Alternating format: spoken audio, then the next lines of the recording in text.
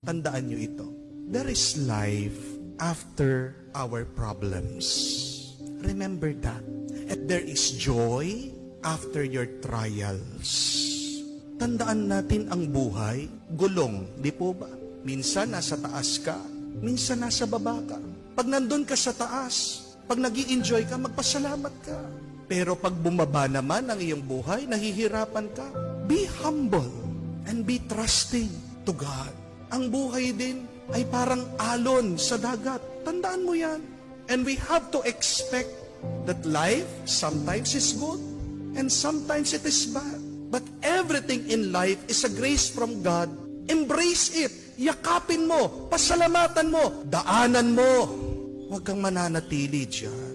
Pero kung gusto mong maging masaya, palagi mong tandaan. Pag may problema, sa susunod may grasya. Yan ang hintayin mo.